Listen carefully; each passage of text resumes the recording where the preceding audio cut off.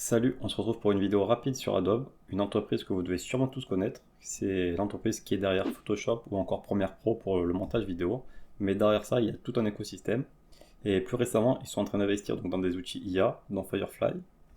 C'est une entreprise que je trouve très intéressante et qui revient sur des prix assez corrects, mais je reste quand même méfiant sur le virage de l'IA.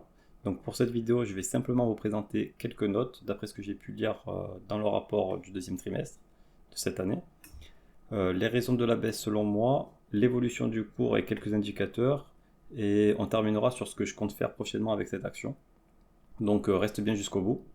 Donc on enchaîne directement sur les excellentes performances qu'ils ont eues au premier semestre 2025.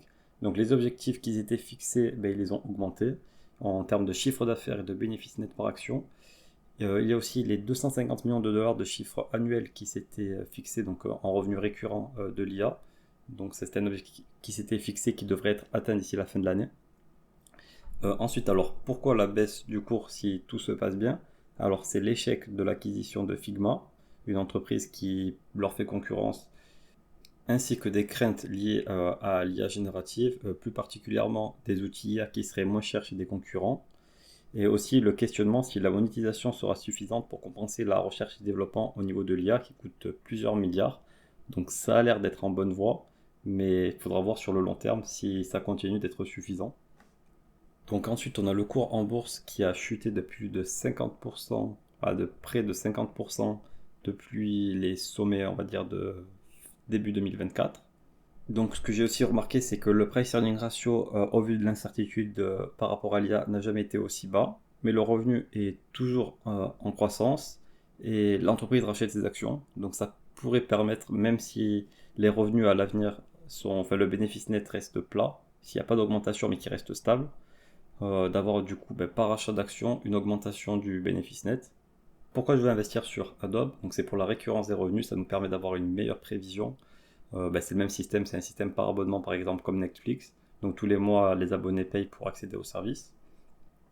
Après c'est pour le retour sur des prix intéressants à long terme. Donc comme vu plus haut, le PER est historiquement là sur les 10 dernières années n'a jamais été aussi bas, dû à toutes les incertitudes. Et aussi son mode, donc un mode c'est un avantage concurrentiel.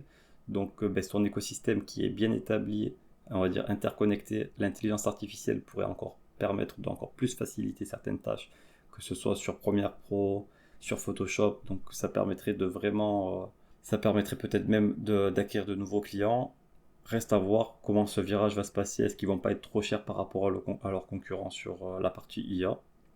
Donc moi ce que je surveille, c'est que le chiffre d'affaires reste croissant sur les mois qui suivent et les années qui suivent, les avancées de l'IA et surtout l'émergence de nouveaux gros concurrents.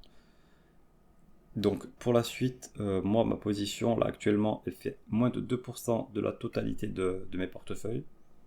J'attends une baisse sur les 300 dollars, donc soit pour renforcer en direct, donc acheter des actions, soit pour prendre une option. Alors j'ai testé les options très récemment, je n'ai pas parlé sur la chaîne, mais justement j'aimerais en parler parce que j'ai acheté un call que j'ai revendu quelques mois après, j'ai fait x3 ou x4 sur Evolution AB, alors j'ai eu pas mal de chance, j'ai revendu pile au bon moment, et donc j'aimerais bien réitérer ça, et je ferai peut-être une vidéo pour vous expliquer ce que je fais, comme ça vous permet aussi de découvrir peut-être de nouvelles choses, et sûrement une prochaine vidéo donc pour le résultat du troisième trimestre, le 11 septembre, donc en fonction de l'évolution du cours ou des résultats du troisième trimestre, je pourrais faire une vidéo pour voir la suite avec vous. Et sur ce, je vous dis à plus, à bientôt.